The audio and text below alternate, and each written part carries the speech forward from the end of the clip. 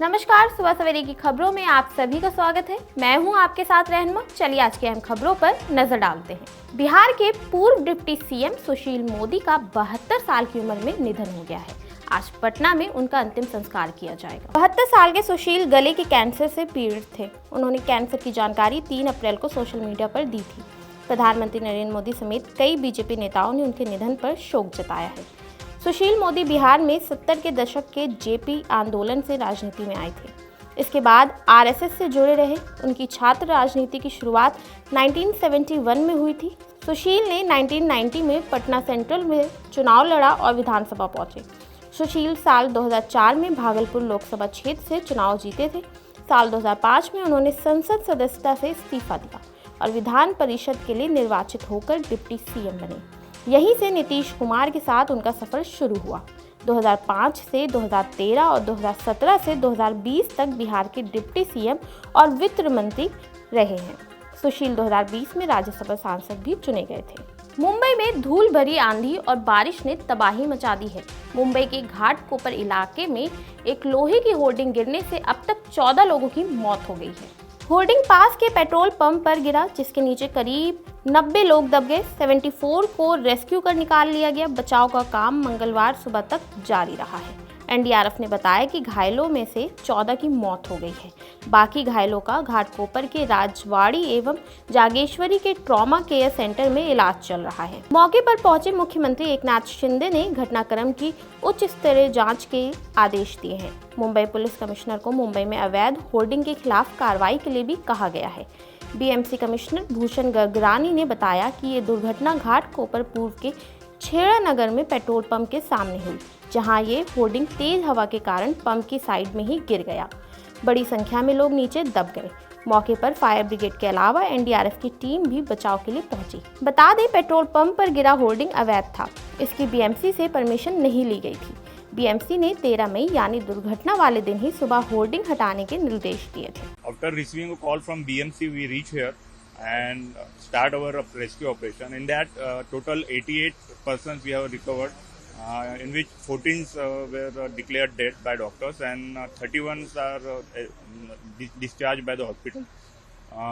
Near about 2 a.m. in the morning, with the help of this hydraulic crane, we searched total 3 girders, and in the 4-wheelers we found 9 people, and after giving to the doctor declared them as a death. Problem with the situation is that we are not able to use our gasoline based cutting equipment as it is a petrol pump, and we are total 2 teams here, 28 and 25. Thank you. प्रधानमंत्री नरेंद्र मोदी आज वाराणसी से Lok Sabha seat के लिए नामांकन दाखिल करेंगे। इससे पहले 2014 और 2019 में प्रधानमंत्री नरेंद्र मोदी यहां से चुनाव जीत चुके हैं। ये तीसरी बार होगा जब वाराणसी से प्रधानमंत्री नरेंद्र मोदी अपना नामांकन दाखिल करेंगे। नामांकन पत्र दाखिल करने से पहले मोदी करीब 9 बजे गंगा के तट पर दशाश्वमेध घाट पर पूजा अर्चना करेंगे। उनकी यात्रा कार्यक्रम के अनुसार नामांकन दाखिल करने से पहले नमो घाट की एक क्रूज यात्रा भी प्रस्तावित है। वहां से प्रधानमंत्री काल भैरव मंदिर जाएंगे और फिर एनडीए के नेताओं के साथ एक बैठक भी करेंगे। अपना नामांकन दाखिल करने के लिए कलेक्ट्रेट भी जाएंगे। पीएम मोदी ने वाराणसी से नामांकन से पहले एक वीडियो भी शेयर किया है। उन्होंने लिखा है कि अपनी काशी से मेरा रिश्ता अद्भुत है, अभिन्न है और अप्रतिम है।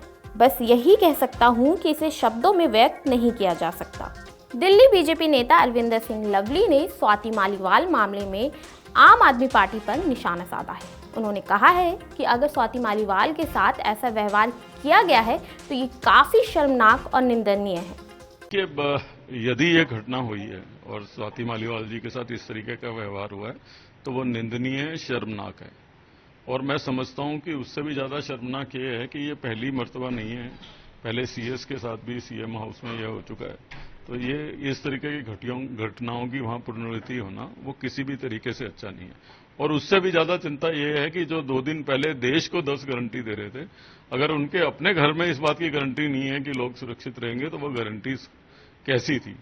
और 2013 में भी जो है केजरीवाल साहब ने रिटर्न में गारंटी दी थी, एफिडेविट दे के दी थी। और ये अजीब गठबंधन है कि बिना अपने गठबंधन के साथियों से पूछे हुए आप गारंटी दे देते हो, जबकि आप एक बहुत छोटे पार्टनर हो, केवल 17 सीट के पार्टनर हो।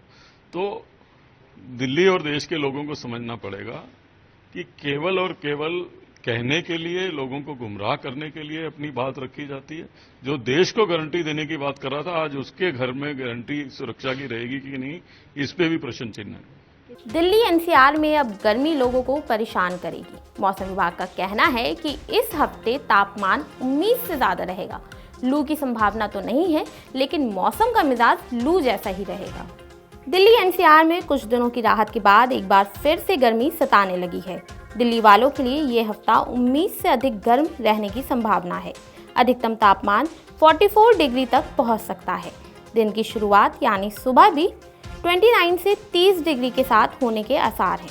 ऐसे में लोगों को गर्मी से बचने के लिए तैयार रहना चाहिए। मौसम विभाग के अनुसार हालांकि लू की संभावना कम है, लेकिन स्थिति करीब करीब लू जैसी ही रहेगी। सोमवार को अधिकतम तापमान 40.2 डिग्री रहा। ये सामान्य से 1 डिग्री अधिक है। वहीं न्यूनतम तापमान 27.5 डिग्री रहा, जो कि सामान्य से 2 डिग्री अधिक है। कई जगहों पर तापमान 40 डिग्री से ऊपर रहा है।